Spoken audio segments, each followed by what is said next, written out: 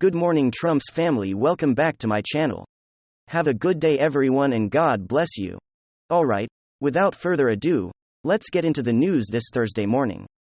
And it looks like there's a lot of Republicans out there, and Republican pundits out there trying to blame Trump for not having a bigger win, and the House of Representatives not being able to get even more seats to the Senate, and of course, other races out there. Nobody's worked harder than Donald J. Trump to work with the Republican candidates this midterm cycle, more so than the RNC did. The RNC was too busy trying to prop up their own rhinos and take money away from races that were very winnable if they would have just invested in those things. Instead, they decided to go ahead and try to torpedo those races. And now they're trying to blame Trump for not being able to gain even more power. And this is absolutely ridiculous. And Marjorie Taylor Greene just blast these weak-spined rhinos who want to shift the blame from themselves to Trump, because they are still desperate to usher back into Bush-Cheney type of Republicans to Romneys to lead the party. They don't want America first. And they're going to do everything they can in order to sabotage it. And we saw a lot of that take place during the midterm elections.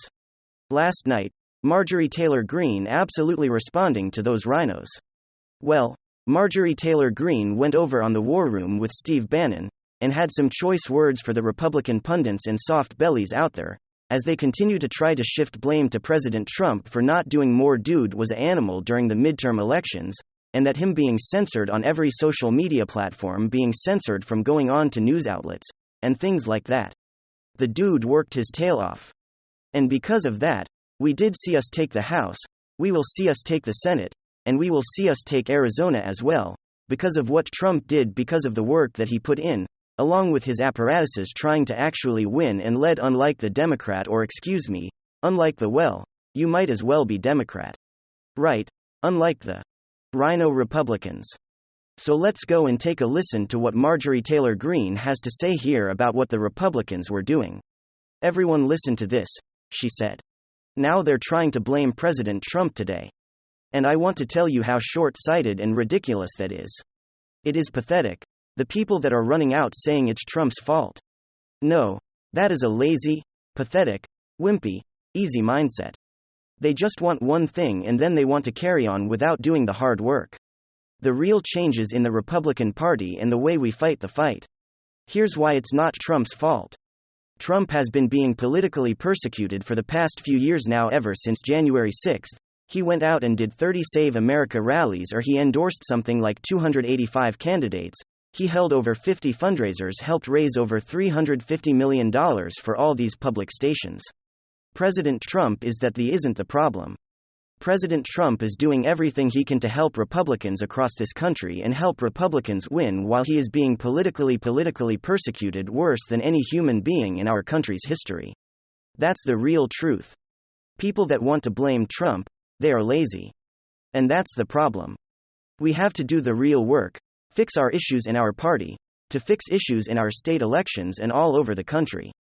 We have to wrap up those issues, instead of blaming one man. So I'm not going to have that today. It needs to end, and I'm sick and tired of it. We have to figure out how to come together and work this party. And Steve, I'm going to tell you something, I'm going to be pushing as hard as possible in the front on how to do that, because I have a clear vision for it. But it's going to require a lot of people doing the hard work. Can't solve problems overnight. Have to actually do the hard work to make that happen. Yeah. Can we get a speaker, Marjorie Taylor Greene? That would be great, or even better. How about we reward Trump, give him speakership? Speaker Trump, that would be great. That would absolutely just destroy the facade, which is what we have in Washington, D.C. right now.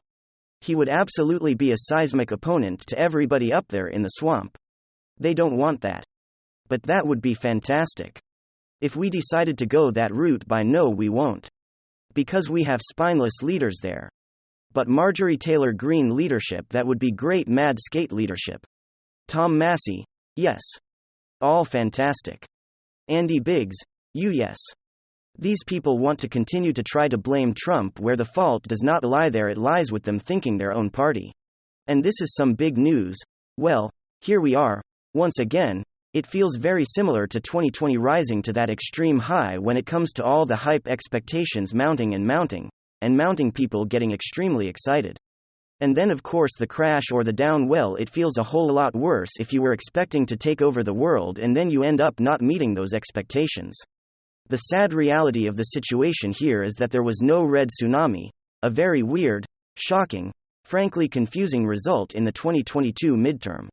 And this is what I keep saying, that it's so incredibly hard to predict these elections because the polls are just wrong every single time, this time apparently overestimating GOP support, confusing to say the least. I mean, I do find it a little bit coincidental and interesting that the moment election laws and election rules changed in 2020, then all of a sudden historic election prediction trends are just out the window entirely, mean that nothing anymore. The state of Florida is no longer a leading indicator as to where the rest of the country is going to go, apparently, because the Rust. And somehow John Fetterman manages to get elected to the United States Senate. So there was no real red tsunami, no red wave. Now the question is, where do you go from here? There's a lot of people pushing doom and gloom like usual. The doomers have arrived. There's a lot of finger pointing, a lot of hyperbolic statements. It's the end of the world is essentially the mood on Twitter right now. I don't agree with that. I refuse to feed into the negativity. So we're gonna look at the good, the bad, the ugly. We'll just have a conversation about the election. I'll let you guys know exactly how I feel about the whole thing. We've got some stuff to get into. So let's roll the tape. Alright, folks, so we don't have the full results because Nevada and Arizona are just doing their thing. And of course, we don't know what's going to happen in the state of Georgia with the runoff. Although if we take the 2020 election and then moving into the runoff that we had there, that Raphael Warnock won. Hopefully that isn't an indication. And hopefully we won't be repeating history there. But the point is, this thing isn't over yet. And at the end of the day, the result is going to be the same regardless of what happens in the Senate races. Was it a massive red tsunami that took over the entire nation? No. Was it close? Kind of. These races were going to be won or lost by razor-thin margins. Regardless, the fact of the matter is the nation is divided in especially these purple states. They don't seem to feed into the partisan narrative going one way or the other. It's the little things that matter. And if we're looking at Georgia, and if we're looking at Pennsylvania, it's time to have a little bit of a reality check. I'm gonna be completely honest with you guys. I've alluded to it before, but I didn't really want to feed into it too much. Herschel Walker and Mehmet Oz aren't great candidates. I've said it before, Herschel Walker isn't the most eloquent speaker, doesn't have great political experience. He's an athlete. He's famous in the state. Absolutely. Is he a strong campaigner and a strong politician? I wouldn't go as far to make that claim. Republicans did well in Georgia. Brian Kemp absolutely destroyed Stacey Abrams. Herschel Walker lags behind. That's an indication of him not being a strong candidate. If we look at the Pennsylvania race, we've been worried about Mehmet Oz since the start. The person that I was rallying behind, I think with a lot of you guys, was Kathy Barnett. The media establishment came swooping and destroyed Kathy Barnett. Donald Trump refused to endorse her. And so people were stuck with Mehmet Oz. And so towards the end, you kind of had to become an AWS stan. You had to push the guy because he didn't have any choice. But we maintained throughout the months that he was a weak campaigner, a weak candidate. He didn't have a good grasp on the issues. He came off unlikable, unrelatable. And to be honest, his debate performance was okay. But considering the fact that he was going against John Fetterman, who couldn't string coherent sentences together, it wasn't as good as it should have been. And that is the simple fact here. Mehmet Oz lost to John Fetterman. The GOP is not going to win without strong candidates. The candidates make the difference. A lot of people are blaming Donald Trump for the loss in Pennsylvania. But at the end of the day, I don't think Donald Trump had anything to do with this election. He had something to do with it. But he had a small effect. His endorsement track record is still pretty pristine. This wasn't a referendum on Donald Trump, like the media is trying to convince you. If anything, I'm seeing the opposite. Mehmet Oz was unable to pull in working-class voters in Pennsylvania. That's why he lost. Mehmet Oz is less popular in PA than Donald Trump, as the loss is sustained in the midterm election or on a by-candidate basis. The issue is not Donald Trump. The issue is the campaigning. Where Mitch McConnell is sending dollars, where the GOP is investing fundraising funds in the messaging platform that they're packaging. There's no excuses here. It's not time to doom and gloom. It's the time to pick stronger candidates in these most important races, and it's time to start putting together a strong political message, kind of akin to what Donald Trump did in 2016. And of course, what Ron DeSantis is doing in the state of Florida, by the way, winning by 19 points in the former purple state of Florida on a very Trump-style political messaging campaign. The issue is not Donald Trump, the issue is talent.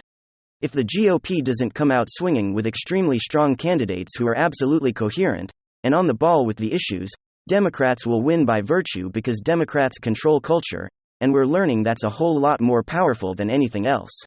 And so it's time to learn and move forward, not to sulk and cry and whine. It's time to figure out how to win. And look, it's not the end of the world. Was it the result that people were looking for? No. Was it a terrible result? Not exactly. Even if the Democrats win a slight Senate majority, whether they get the 5,050 split with the VP tiebreaker, or if they win the runoff and defeat Herschel Walker and get 51 seats. Again, we have no idea what's going to happen. Nevada looks like the Republicans are about to win it. But of course, it's taking forever for mail-in ballots to be counted. We don't know what's going on there. Arizona, we have absolutely no idea.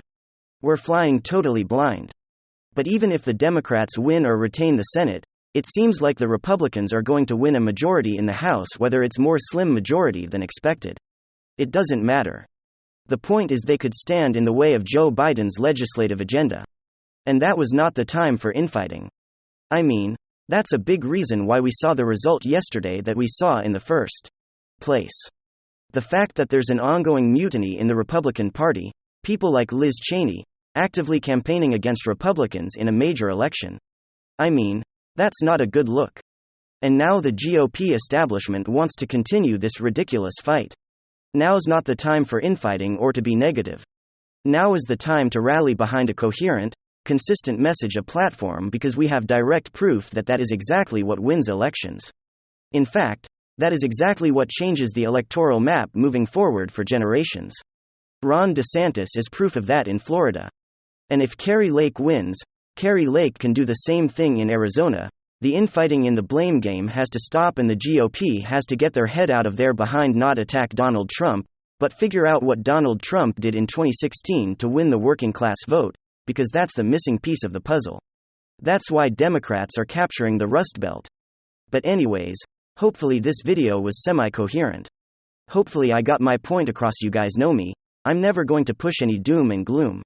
I'm going to keep it positive, always moving forward, looking at what the issues are. To grow as a human being, you have to break yourself down and build yourself back up. Look at yourself, warts and all. All your faults, fix your issues, fix the issues, move forward, and always focus on improving. It wasn't the red tsunami people were hoping for, wasn't a blue wave either. It's kind of just math stagnant. The status quo things kind of remain the same except for GOP gains in the House. It's still technically a win, even though it's not the win you were looking for. Take what you take and figure out how to move forward and build on the small gains. The 2022 midterm may have not been a referendum on President Joe Biden, but the 2024 election will certainly be a referendum on sleepy disaster, Joe Biden. Ladies and gentlemen, give me your thoughts below. And hit subscribe right now. And I will see you guys next time. Thank you for watching.